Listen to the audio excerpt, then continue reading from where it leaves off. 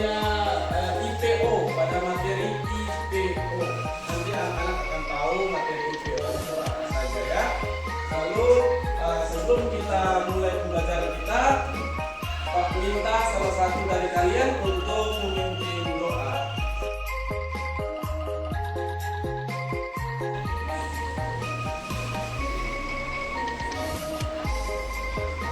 Jadi pembelajaran IPO yang Pak maksud tadi ya, itu masih menjadi salah satu bagian atau model berpikir komputasional ya.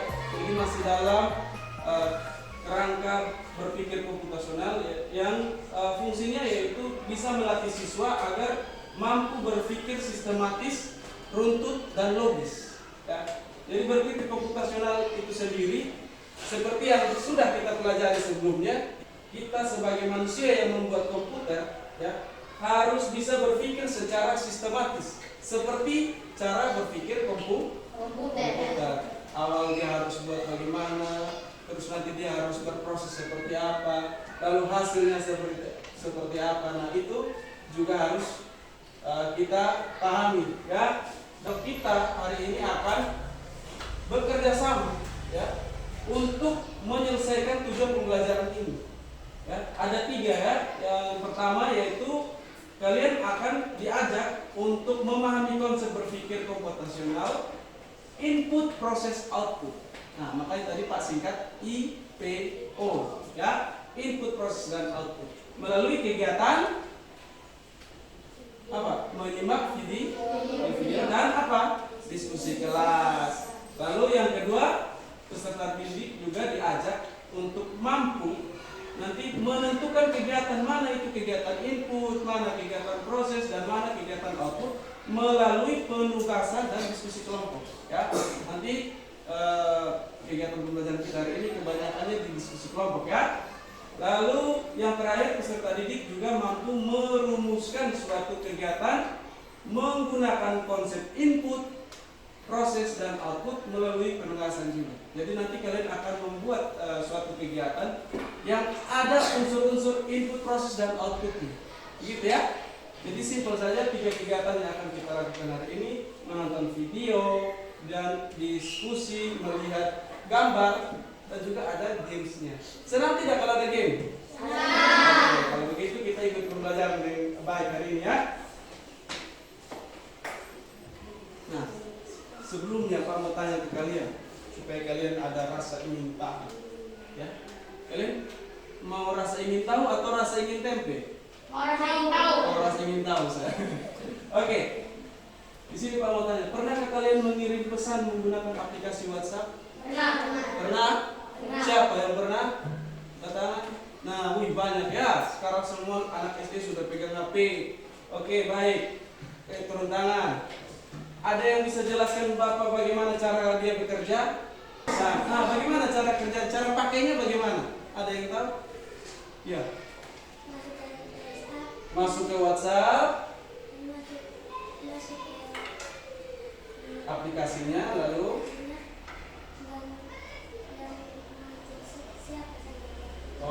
cari orang yang mau kita hubungi, terus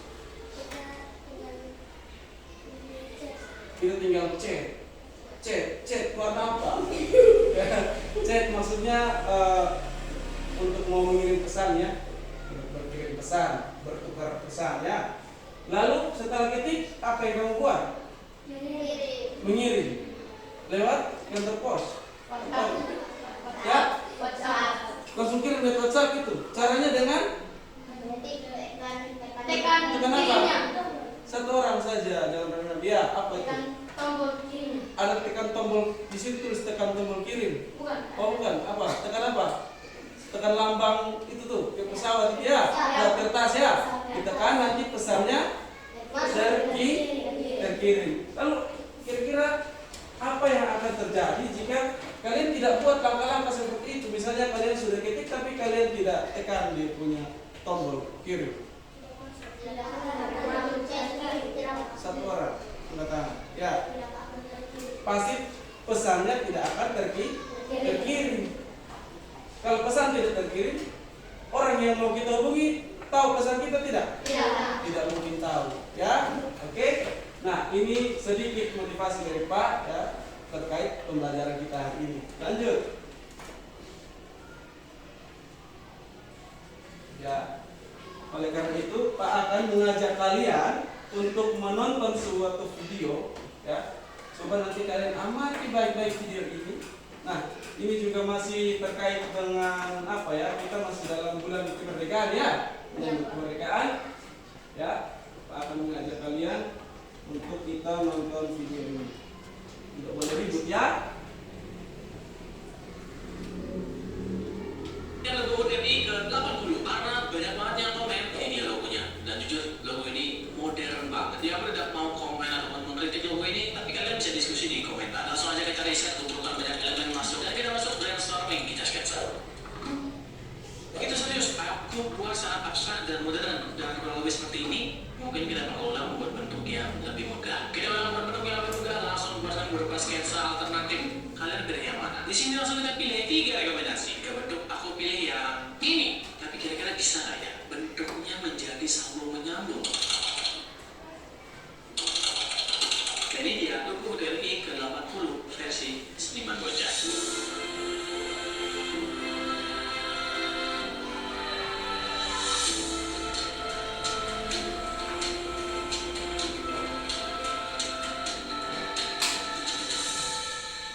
Dirgahayu Republik Indonesia. Ya. Pertanyaan pertama yang ingin Pak tanyakan ke kalian. Apa yang kalian pahami dari video tadi? Ada orang yang sedang buat apa tadi? Ayo.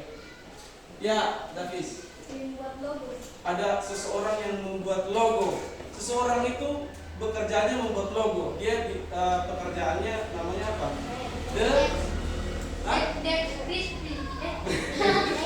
Namanya desainer grafis ya, dia desain grafis ya, dia disebut desain grafis ya. Nah, orang tadi dia membuat desain apa? Logo kemerdekaan Indonesia. Ayo, apa? Logo apa? Logo angka 80. Logo angka 80 ya. Logo kemerdekaan yang ke-80. Logo kemerdekaan Prancis yang ke-80. Apa? Oh kamu? Logo kemerdekaan Indonesia. Oh, logo kemerdekaan Indonesia yang ke-80. Bagus tidak? Bagus. Bagus, tangan dulu. Ya, jadi desainer itu dia merubah ya, dia merubah desain logo yang sudah ada, ya toh? Dia buat logo yang baru lagi. Nah, itu memang tugasnya desainer seperti itu. Ya, jika kita mau dia bentuknya berbeda, dia akan merubahnya. Ya, caranya ya sketsa yang sederhana tadi dia berubah menjadi logo yang baru atau yang lebih bagus. Bagaimana tadi dia buat? Caranya bagaimana? Ya, dia menggambar dengan teliti. Oke. Lalu menurut kalian apa hasil dari pekerjaan desainer tadi? Bagus. Hasilnya Bagus. dia menghasilkan suatu apa? Logo yang baru yang lebih baik. Baik, terima kasih ya. Menurut Pak kalian sudah bisa paham ya. Jadi awalnya dari benda atau barang yang biasa saja ya. Terus dia olah ya kan? Kemudian menghasilkan barang yang baru. Ada 3 tahapan yang dia lewati tadi ya. Yang bisa dibilang itu tadi apa? Inti dari pembelajaran kita ya. Jadi kita akan lewat ke situ ya. Nah, contohnya ini lagi, ada gambar di depan ya. Yang ini gambar apa? Blender buah. Juicer ya, juicer. Ya, alat itu gunanya untuk membuat jus dari bahan buah. Oke, jadi bagaimana cara buatnya? Pertama membersihkan Itu Esra tadi jawab. Ya, pertama apa? Ya, membersihkan buah, potong dia agak kecil-kecil, masukkan ke blender, nyalakan blender. Dia masih jawab. Ya, terus apa lagi? Tekan tekan tombol toh, tekan tombol supaya blender bekerja, lalu menghasilkan apa? Jus. Lalu dia mulai berubah dari buah menjadi jus. Apa yang digambar apa ini?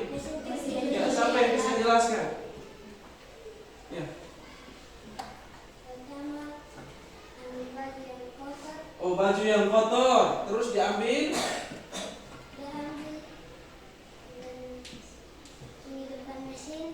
menghidupkan mesin. Oh, taruh air. Oh, kalau ini belum putar, ya taruh air, terus sabun, ya terus masukkan pakaian kotor. Sudah tadi. Terus putar. Putar apa? Putar pinggir begini. Putar tombol. Oh ya, ada yang putar, ada yang tekan ya. Ada tombol yang kita pakai putar ya. Tapi lupa tutup di punya pintu. Nanti pakaian keluar dari sabu-sabu. Ya, tutup dulu baru kita putar dari mesinnya ya. Sama juga. Masih sama tidak? Butuh proses. Ya. Proses apa tadi yang seperti tujuan pembelajaran kita? Proses IPO. Apa I-nya? Input, proses, output. Input, proses, output. Ya, input yang dari video tadi apa? Sebuah logo kemerdekaan ya. Prosesnya dibuat apa? Dia melakukan desain yang baru, di tes ya. Lalu menghasilkan atau outputnya yaitu gambar yang baru ya.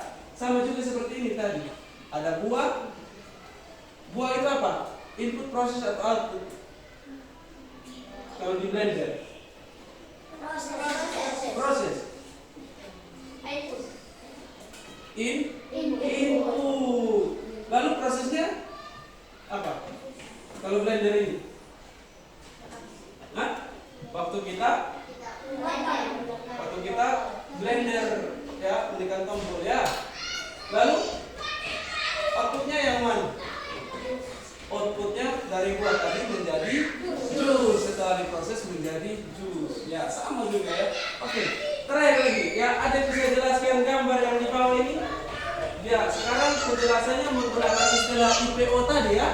Input, proses, dan output. Ada yang bisa jelaskan? Itu gambar apa dulu di bawah? Freezer ya, freezer. Freezer untuk pendingin ya, lebih kepada pendingin, bukan kulkas ya. Untuk membekukan daging ya, sosis ya, bakso, ikan, ya kan? Es krim, ya bisa ya. Oke, ada yang bisa jelaskan menggunakan prinsip atau konsep tadi IPO tadi? Ada yang bisa? Inputnya apa? Prosesnya apa? Outputnya apa? Alat itu, alat freezer itu. Ada yang bisa? Masukkan bahan-bahan yang ingin dibekukan ya. Misalnya kita kasih masuk sosis. Lalu apa lagi? Seo. Setelah kita kasih masuk, prosesnya apa dia? Dia tunggu ya. Ditunggu itu sambil kita sudah colok atau tidak colok? Dicolok di listrik ya. Jangan sampai kita tunggu tapi lupa colok. Nanti dia tidak akan dibeku-beku ya. Lalu yang terakhir, proses outputnya dia jadi apa? Dia jadi beku. Ya, tepuk tangan dulu untuk merasa bahwa sampai di titik ini kalian sudah mulai memahami apa itu konsep IPO ya. Input, proses, dan output. Oke, kita lanjut. Nah, ini sudah lebih dekat tadi di kehidupan sehari-hari ya. Ada desainer, ada alat-alat rumah tangga. Nah, ini sekarang Pak berikan gambar lagi, gambar tentang alat-alat elektronik. Nah, ini kita sudah lebih kepada komputer-komputer yang berpikir komputasional ya. Oke. Di situ ada beberapa tulisan, ada 3 ya. Tulisan yang dilingkari. Nah, ada input, proses, output. Yang dalam lingkaran input itu adalah alat-alat yang digunakan untuk memasukkan data ke dalam sistem. Ya. Lalu yang di dalam lingkaran proses itu adalah bagaimana data itu diolah oleh sistem. Ya. itu adalah hasil yang keluar ya, daripada proses yang telah dilakukan oleh sistem. Ya, oke, sudah paham sampai sini, kita lanjut ya.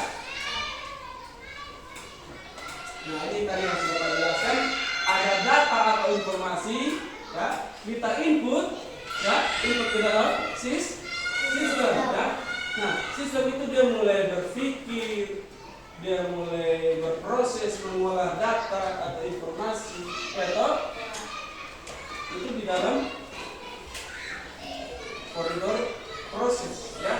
Lalu baru dia menghasilkan suatu keputusan atau hasil daripada perintah kita tadi ya, atau yang disebut dengan output. Oke, lanjut.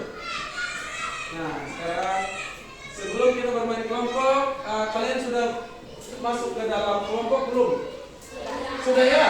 Ini kelompok 1 ya, kelompok 2, kelompok 3, 4, 5, dan 6. Oke, kita ada 6 kelompok semua ya. Sudah siap bermain game belum? Sudah? Yakin? Ya, jadi permainannya sederhana ya. Masih terkait pembelajaran kita ya. Jadi di sini Pak akan menampilkan tulisan input dan outputnya. Nanti kalian diminta untuk menebak apa? Menebak proses. Bisa? Bisa? Misalnya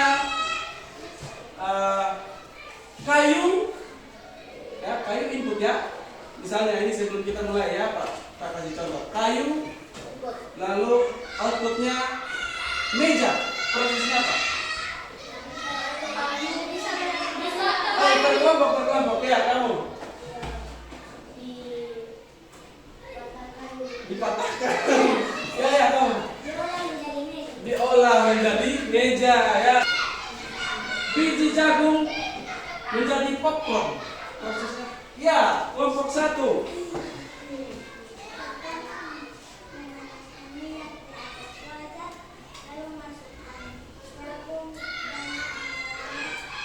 Oke, tepuk tangan untuk kelompok 1.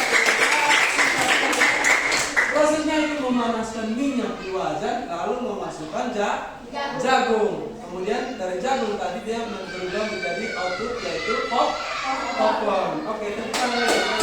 Mantap. Kita bisa bermain ya, sudah paham ya? Kita lanjut ya. Sudah mendapatkan poin ya, kelompok 1 sudah mendapatkan poin. Kita lanjut. Ini Pak sudah menyediakan tugas kelompok untuk kalian. Ya. Nanti silakan diisi ya.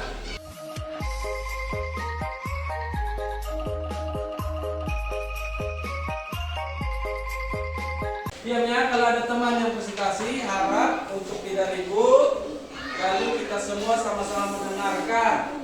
Kalau ada yang menurut kalian belum benar, silakan ditanyakan. Kenapa kalian jawab begitu? Oke. Nomor 2, ya buat kegiatan apa? Kegiatan menanam padi. Ya, inputnya apa?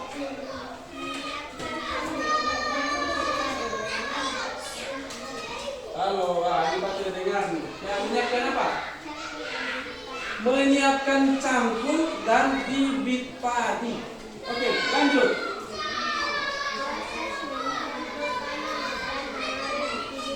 Prosesnya yaitu mencangkul, ya, mempersiapkan lahan, ya toh? Lalu kemudian menanam padi. Nah, lalu kemudian outputnya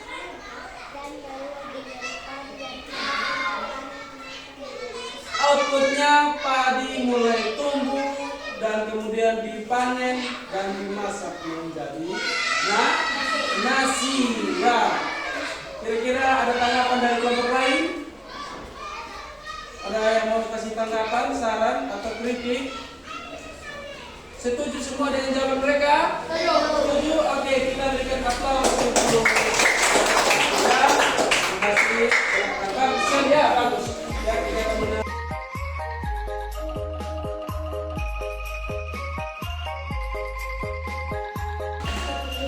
Jadi tadi kalian sudah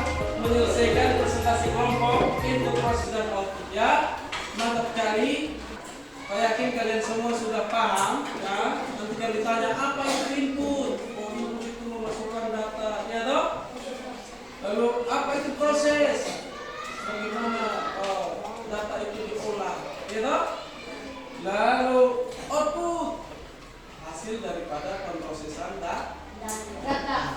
Ya, kita sudah tiba pada kegiatan penutup akhir daripada kegiatan belajar kita hari ini, ya. Jadi kita akan melakukan penguatannya. Penguatan itu yang tadi Pak sudah bilang, memasukkan data atau informasi ke dalam sistem. Lalu prosesnya itu ya, sistem memproses data yang diberikan berdasarkan aturan yang sudah ditentukan. Lalu menghasilkan hasil akhir daripada proses yang sudah dijalankan, yaitu outputnya. Ya, sudah paham ya? Jadi input, proses, dan output adalah dasar dari cara kerja komputer. Ya, jadi belakang perhatikan. Lalu input, proses, dan output juga digunakan dalam pemecahan masalah secara sistematis. Contohnya menyelesaikan masalah sehari-hari dan pemrograman sederhana. Ya, pemrograman sederhana itu kita membuat apa? Kita membuat program komputer. Tapi nanti kalian belum sampai di situ ya.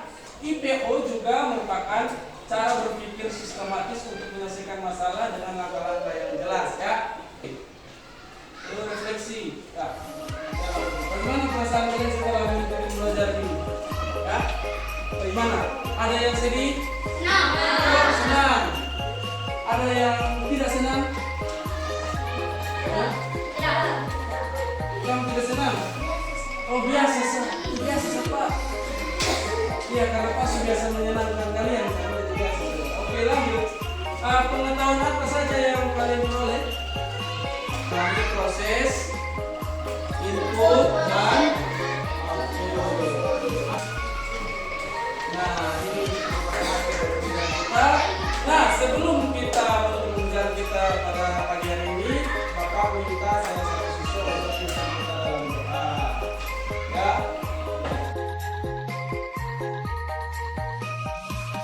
Oke, tepuk tangan dulu.